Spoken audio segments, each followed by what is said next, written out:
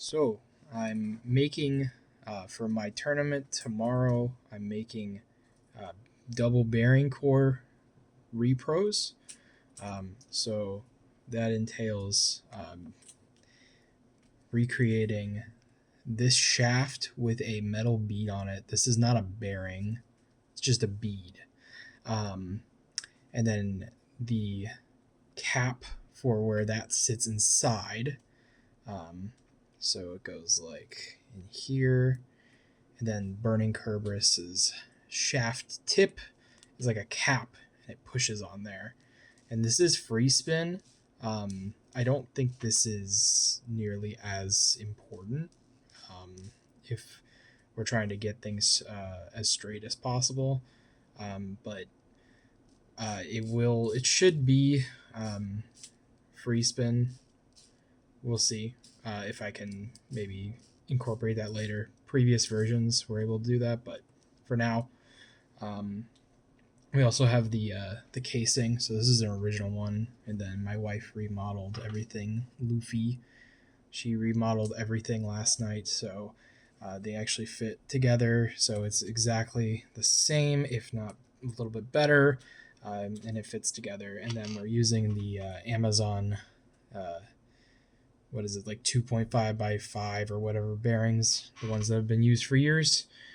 So we have this guy here, the little cap for the bead. I made this one, or I had her make it or keep it a little bit tighter so it fits the bead in.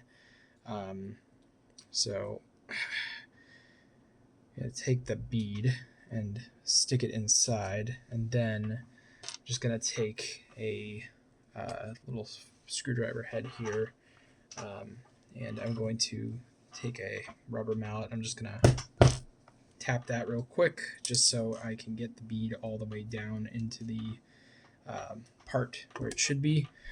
This is kind of like an assist for me to help me glue it into place. Also, I have noticed like some of these caps, they don't like to stay to or they stay together. Like some of the real ones I've seen are not free spin, so I don't think this is that big of a deal.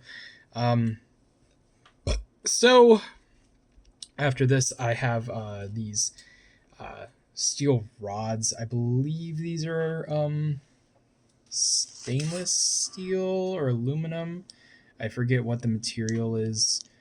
These ones fit all the bearings and stuff, so I have those. And what I do is I use these stainless steel cutters that I got. These are kind of a pain to work with, but I just take the original shaft and then I'll line it up, and then I'll cut, and then I'll trim to make it as flat as possible. So after that, I'm left with a shaft, right? So now what I need to do is I need to assemble it. Now, the way these cut, sometimes the cuts are uneven, and you'll get like a kind of like a slant to it. You can see there's like a little slant there. So I'll find the slide that's flatter.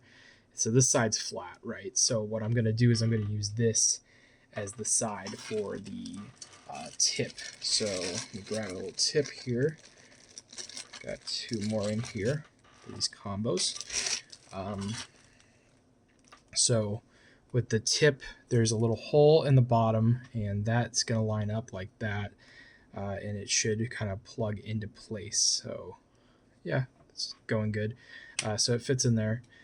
So what I'm going to do now is I'm going to take a little bit of Loctite, and there was glue in the original one to keep that bead on, so it is pretty accurate. So I put a little bit in there, and then what I'm going to do is I'm going to take the metal bead with the glue dab in it, and I'm going to stick it into this here, and I'm going to push down as much as possible. Okay, now we have that, and we got to work quick because there's the glue in there, and we need to get the shaft in as soon as possible.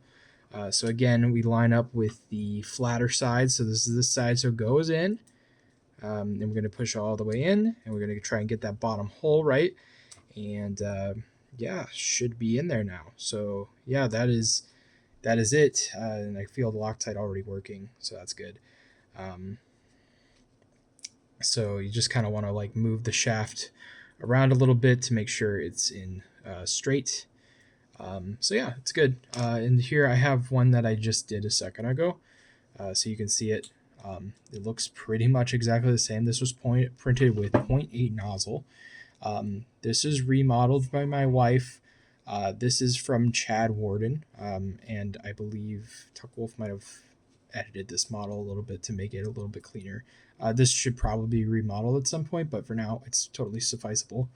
And there is like a little like stray there, but it's that will wear off in like a few battles, so I wouldn't worry about that.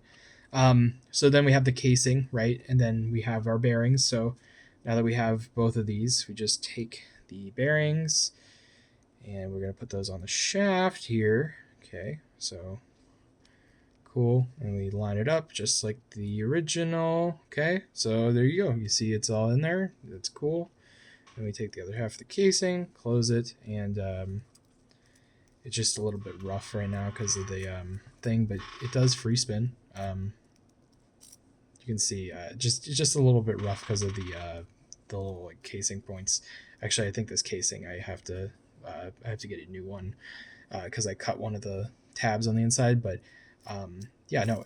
So yeah, it should free spin totally fine, and you can see the shaft through the top, and yeah, there you go.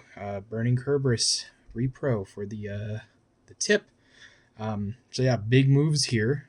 This is going to be pretty snazzy, and the fact that we can do this, even though Burning Kerberous is pretty inexpensive, it's just really cool that people can just print these out. And I'll have all the things in the BSB Repro server linked for all the materials you'll need for this.